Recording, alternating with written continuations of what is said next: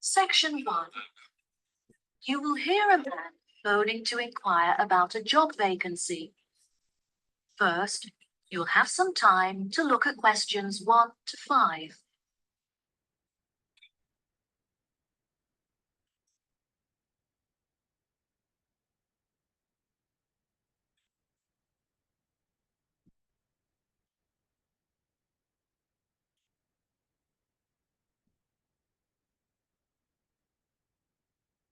You will see there is an example that has been done for you. On this occasion only, the conversation relating to this will be played first. Good afternoon, Palm Resort. Good afternoon. I am ringing about the job I understand you have vacant. Oh, yes. I'd like to find out some more information, if I may. Yes, of course. Can I take your name? It's Freddie Lee. Okay. The man's name is Freddie Lee. So, Freddie Lee has been written in the space. Now we shall begin. You should answer the questions as you listen, because you will not hear the recording a second time. Listen carefully and answer questions 1 to 5. Good afternoon, Palm Resort. Good afternoon. I am ringing about the job I understand you have vacant. Oh, yes. I'd like to find out some more information, if I may. Yes, of course. Can I take your name? It's Freddie Lee.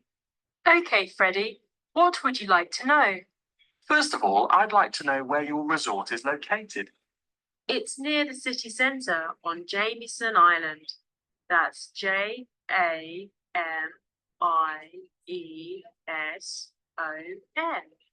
Oh, brilliant. That's only 5 minutes from me. I finish at my college on the 12th of May, so I'll be available for work from that date. Will there be any vacancies at that time? Well, summer is our busiest season, beginning on the 11th of July, so that's when you would be starting. Sounds good. And are there any age limitations? That would depend on the place you're applying for. How old are you? I'm 17. Well, we require our bartenders to be 18 or older, which means you would be working as a waiter. There are 4 vacancies. There were originally 6. However, we have since filled 2 of these. Okay, great. Could I ask about the pay? We're offering £5.52 an hour. That's very good. My last job was £4.45 an hour. And can I also ask about what qualities you're looking for, like any particular skills or experience? We don't normally require applicants to have any past experience. However, during the summer season, we have weekly shows in which our waiters are asked to perform. Routines are very simple, so no dancing skills are needed. However, you will need to be able to sing. I have never sung professionally, but I'm keen on it and have been told that I'm talented, so I think this will be a good fit. Are there any other duties that I'd be responsible for? As a waiter, you'll have a few different duties. We offer table service, so you'll have to take food orders from customers and carry the food from the kitchen to their tables. We like to give our customers a relaxed experience, so we'll also need you to supervise and take care of their children. I have a babysitter, so I'm very comfortable doing that. Is there a play area for them in the resort? Unfortunately, there is no facility for children here at the resort, but there is a large playground just down the road. Before you hear the rest of the conversation, you have some time to look at questions 6 to 10.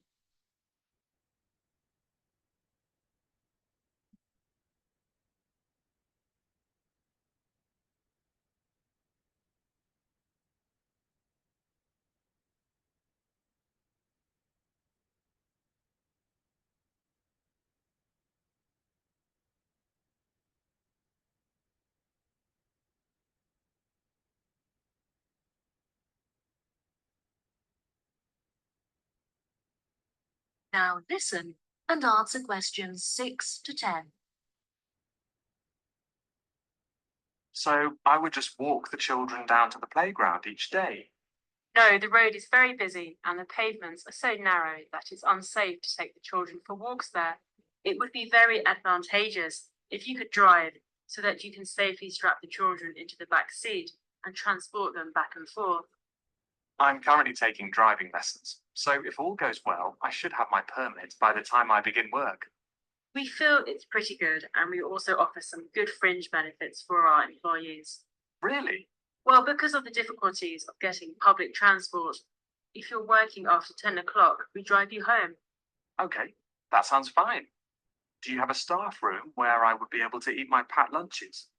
All of our employees eat in the dining hall once our customers have finished eating their lunch. We like to make sure that our employees are well nourished, so we would provide you with a meal every lunchtime. There is no need to bring in and pack lunch. Wow, that's good to know. I think that's all of the information that I needed.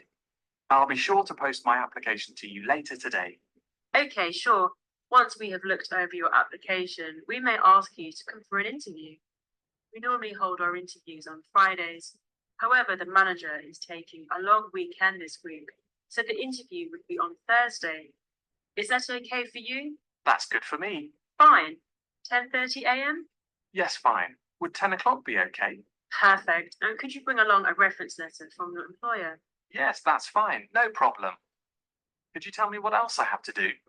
Well, you need to come into the desk and fill out some forms. We need a document for ID, so a bank statement would be fine. I've got that. And what else? Well, you need to bring a photo with you. Having said that, it would be also a good idea for you to attach it to your application. This will help us to distinguish your application from the others. Okay, no problem. I have a couple of spares from when I renewed my passport. Good. We look forward to seeing you. Okay, thank you so much. You've been very helpful. No problem. Goodbye. That is the end of section 1. You now have half a minute to check your answers.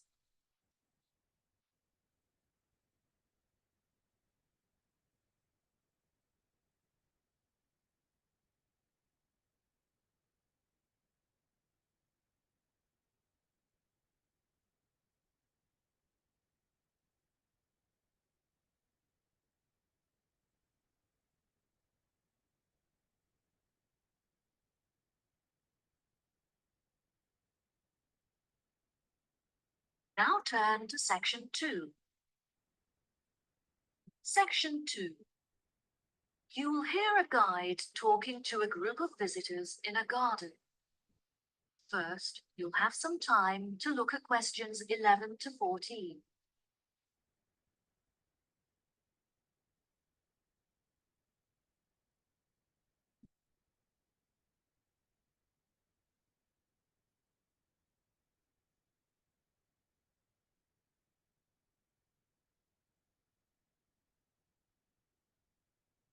Now, listen carefully and answer questions 11 to 14. Hello, welcome to Pine Garden. My name is Manuel, and I'd like to tell you a few things about our establishment before you all wander off and begin your exploration of the grounds. I know you're keen to begin, so I'll try to keep this short. First of all, I'd like to explain what you can do with your ticket. If you want to be closer to nature, you could visit our planting area. In that area, visitors can plant small flowers and bulbs that will grow and become part of the garden. The planting activity is completely free. However, if you have sensitive hands, you'll need to purchase garden gloves to protect your skin. Here at Pine Garden, we sell a number of wooden goods carved from trees that have been felled in our very own pine forest. If you feel like getting involved and having a go yourself, you can join one of our bush timbering lessons free of charge, where you'll be able to make your own keyring under the supervision of a skilled craftsman. The most popular attraction in the garden is our aviary, where you can observe a whole range of bird species. Entry to this section is free, but you have to pay a small supplement in order to enter the hummingbird section. Also, the insect hut not far from it may arouse your interest. There you can find some interesting insects such as butterflies, pocket ladybugs, dragonflies, and so on. And there's no extra charge for that. Unfortunately, there are some areas that are temporarily off limits to visitors today. For example, the gift shop that closed earlier this year and won't be open for another month or so. As I mentioned before, however, you're free to visit our restaurant for food and snacks. And if you're looking to purchase a gift, why not buy that special someone a potted bush or orchid from our plant care centre? And our new treetop cafe is under construction, which will be very impressive when it's finished. In fact, the model town's already opened ahead of schedule, and it's attracting a lot of people. Now, our tourist office is normally available to provide tourists with a variety of help. However, the officer is sick at home today. Please do not let this discourage you from visiting these, as they provide quite an experience. Before you hear the rest of the talk, you'll have some time to look at questions 15 to 20.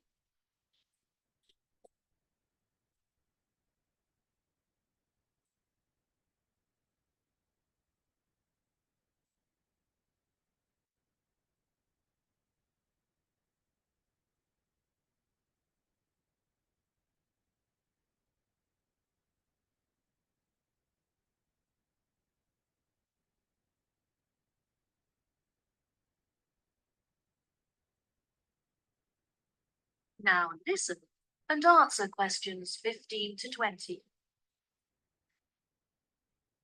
I also would like to introduce you to our plant specialists, who are responsible for the wonderful plant displays here at Pine Garden. Mrs. Mary is one of our experts, and she is personally responsible for our beautiful display of plants that are all found growing naturally in the local area. Mr. Burson has the difficult task of growing varieties of plants that are suited to much drier and hotter climates than ours, which means we do not have to store water on site. If you visit the glasshouse, you'll be able to see many plants that he has managed to cultivate without the need for rain or irrigation. Mr. Smith is responsible for the produce that you can eat in our restaurant, which ranges from varieties that grow under the ground to those that grow on trees and bushes. Now, Mr. Nooney here is our expert on the most commonly growing plant in the world, grass. You may have noticed how beautifully green and lush our grounds are, thanks to his specialist knowledge. Mr. Scanlon ensures that our soil is full of nutrients so that the natural habitat is supported and encouraged. He does this by fertilizing the earth with a special formula of his own creation. Finally, I would like to introduce you all to Dr. Mandelson. He is the manager of our landscaping team and works closely with our other experts to ensure that everyone works together to create a landscape that is both beautiful and sustainable. Well, that just about rounds it up. Now, if anyone has any questions. That is the end of section 2. You now have half a minute to check your answers.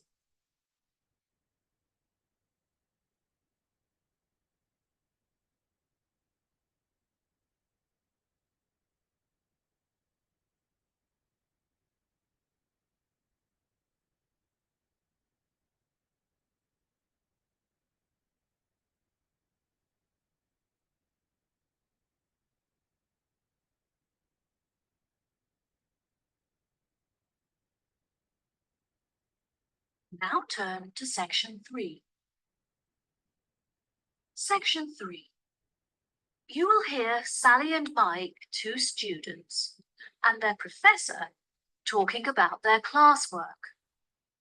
First, you have some time to look at questions 21 to 26.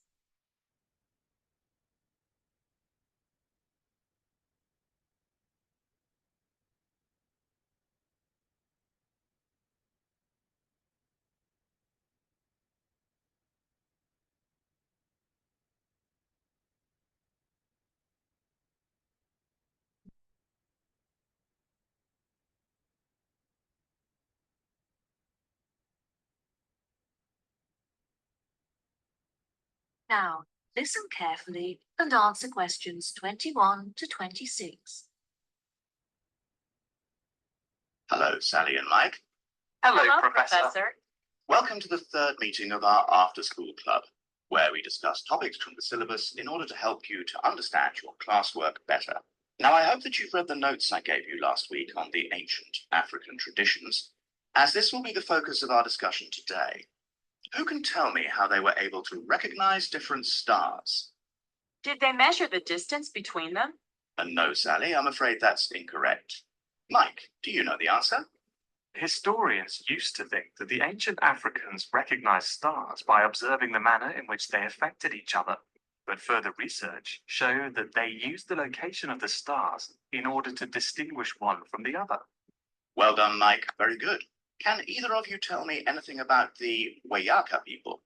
They have a lot of money, but do not trust banks to keep it safe. They believe that it's in their best interest to help themselves, not assist others. Instead, the tribe looks after their own finances and generate income from lending money to others in low-interest loans. What problems do the Africans suffer from? They used to suffer greatly from drought. However, they have now developed clever ways of overcoming it by moving to higher land. There are, however, far more predators in these mountainous areas. So it is vital that the Africans learn how to protect themselves in this new environment. Yes, that's right. Also, compared to more developed countries, the Africans are less concerned with their international status, which I find interesting. Very good. What else are the local people concerned with? Unlike other poorer tribes, they have plenty of nourishing food, and they are able to afford vaccines that prevent them from catching diseases.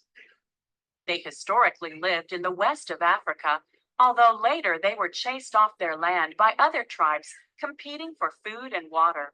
It is their hope that they will eventually be able to return to their original homeland.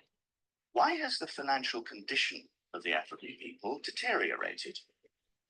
Despite their modern transportation system, they find it very difficult to trade because their tools are not sophisticated enough to mine minerals from the land. They have permission to engage in these commercial activities. So once they have the right tools, they will be able to develop a very large income from trade. Do you think that this new income will stop Africans suffering from starvation in the near future? Unfortunately, I don't think so. They should be able to start trading next year, but they will only have enough income to start growing sufficient food and crops to support the local people in the long-term future. Yes, that's correct. Before you hear the rest of the conversation, you have some time to look at questions 27 to 30.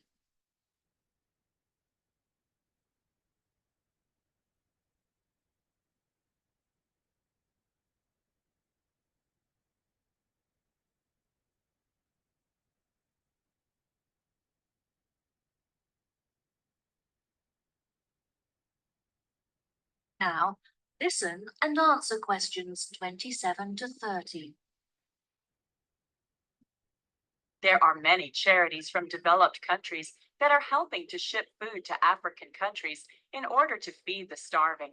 Unfortunately, it is difficult to transport a lot of food to the right places, but Africans are very good at sharing and making sure that everyone gets something to eat.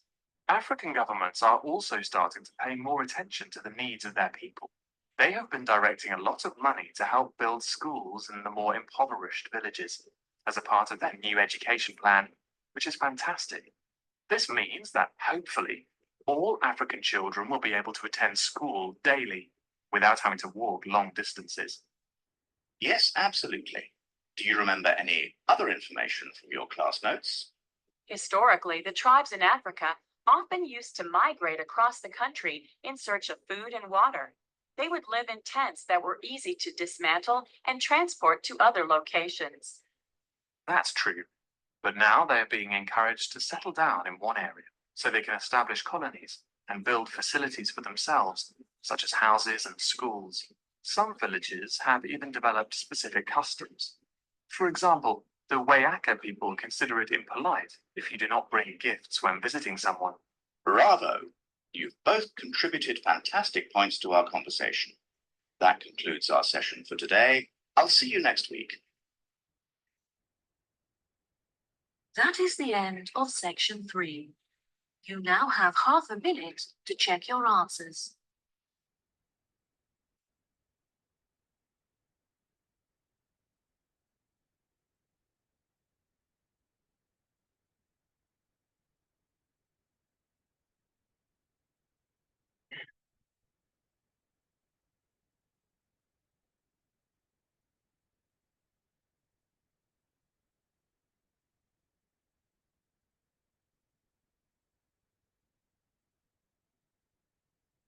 Now turn to section 4. Section 4. You will hear a talk on the research of the sensory systems of different species. First, you have some time to look at questions 31 to 40.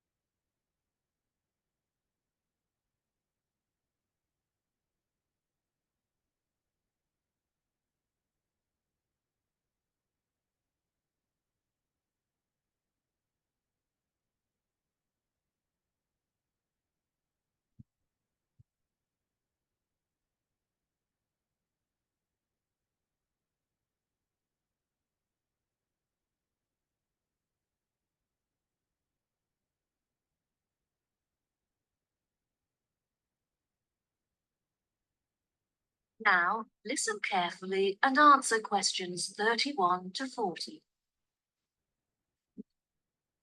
Good day, ladies and gentlemen. Welcome to the second lecture in our series on animal senses. Today, I'll be comparing the sensory systems of different species and discussing how these senses enable them to explore their environment. When it comes to the sense of smell, you may think that human beings have powerful and well-evolved sensory systems. However, some animals have a sense of smell that is far more powerful than ours. Dogs, for example, have a sense of smell that is 40 times greater than a human's and can distinguish 220 kinds of smell. Some animals can even smell odors that are undetectable by the human nose, such as carbon dioxide. There are also animals that have a relatively weak sense of smell. For example, there are species of beetles that can recognize the odors of certain plants, but not others. The bee is an interesting example to examine in reference to smell, because they experience this sense via their antennae. Bumblebees have stings, but it's rare that they actually use this weapon. When a bee feels threatened, it will use its legs to signal and warn others about the threat before it stings. This is called a signaling posture and involves the bee lifting its two back legs into the air. Within any hive, there is a hierarchy with the queen bee at the top. The queen bee is able to control the colony by monitoring its movement through her feet. The queen bee is the only reproductive female in the entire colony, and she is also able to sting multiple times, unlike the worker bees that will die if they sting.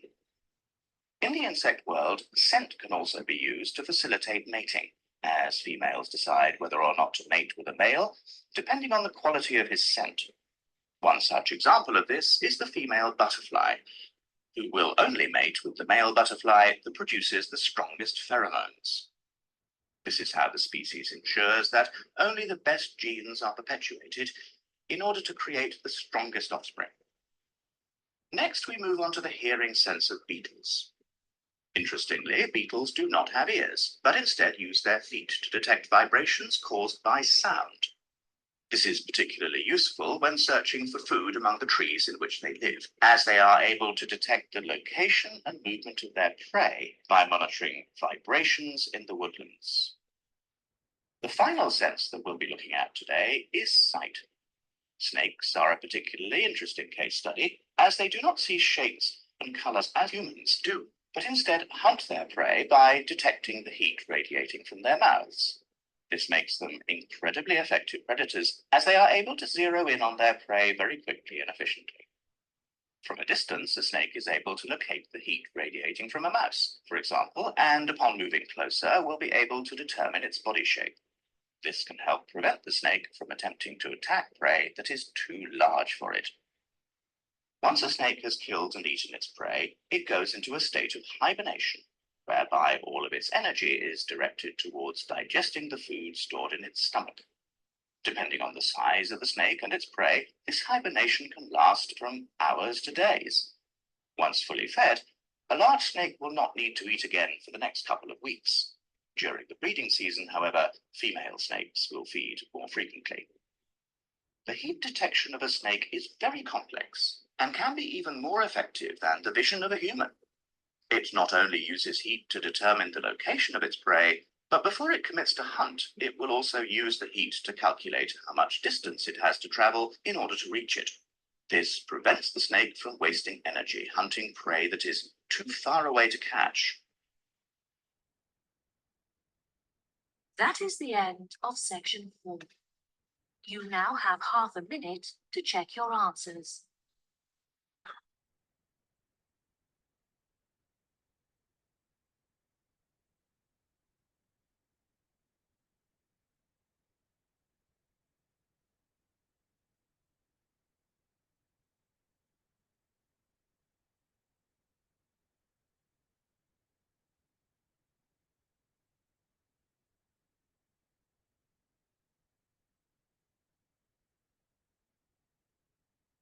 That is the end of the listening test.